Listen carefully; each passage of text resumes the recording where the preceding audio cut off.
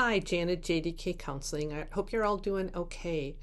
This is going to be my last little piece for right now on talking about the emotion of anger.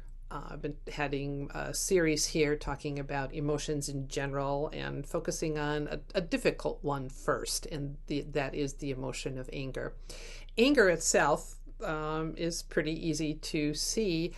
And like I said yesterday, usually, or last week, usually underneath anger are a lot of other emotions that are difficult to experience, give language or voice to, and figure out what to do with or how to heal from. And those kinds of things can be sadness and overwhelm, disappointment, guilt, anxiety, stress, shame, feelings of powerlessness, feeling threatened, feeling insecure.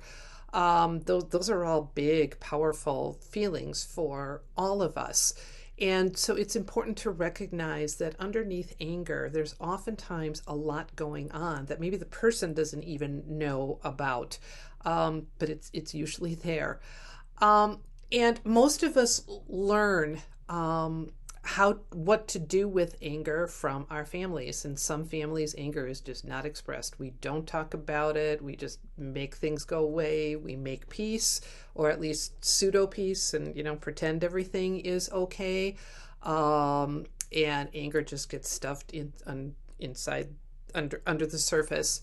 In some families, there's a very healthy, there may be expressions of anger, and maybe you can't resolve some things, but you care about each other and you want to keep the relationship going, and you agree to disagree.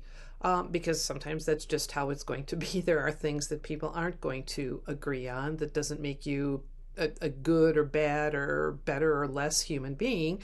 It's just that you have a different point of view, and you can still be together, but agree to disagree, and that's okay.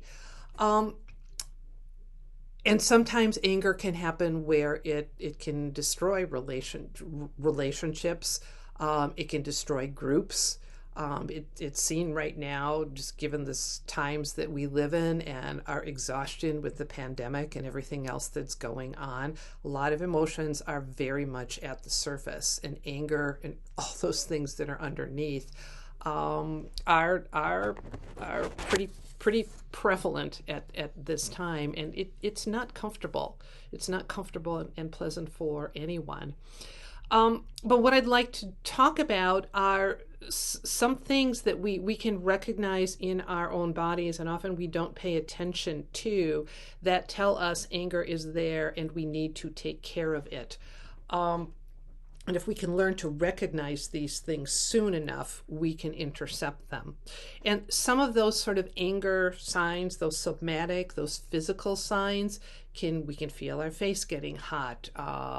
We are clenching our fists, or maybe they're in our laps and we're feeling tight. We don't even notice we're clenching, but we look down and wow, they really are.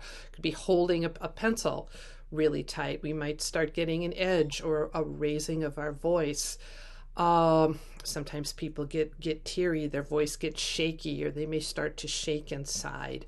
Other people will, normally they're talkative, normally they're engaged, but some people will get so overwhelmed by anger, it'll be so intense that they withdraw.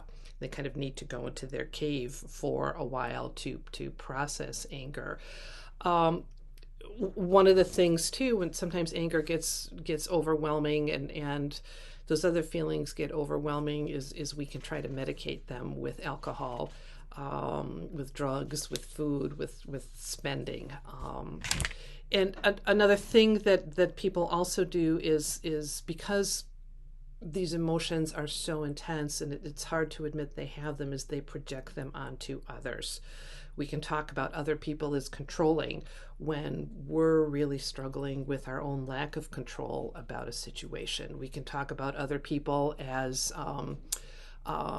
being, snooty or full of themselves when we might be struggling with our own insecurity about who we are, or our sensitivities. So all of these things are things that are just part of being human. And again, it's what we do with them. It's how we're aware of these things that we do that matter.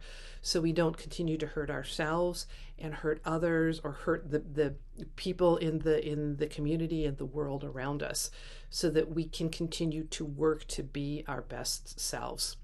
And we can learn to manage these things. If they're small things, they're small situations or things that aren't causing great deal of discomfort in relationships or interruptions in relationships. Most of the time we can work through this ourselves. But if they are causing interruptions in relationships, if we are getting to the point where we have to withdraw so much, or we're acting out, or using alcohol or any of those kinds of things to medicate, it really is time to get some help, or to talk with someone to find out how this can be managed, because this kind of anger too can also be a sign of depression. And and believe it or not, kids can be depressed, and irritability and anger also can show up in kids. So like I said in one of my very first videos, emotions provide us with information.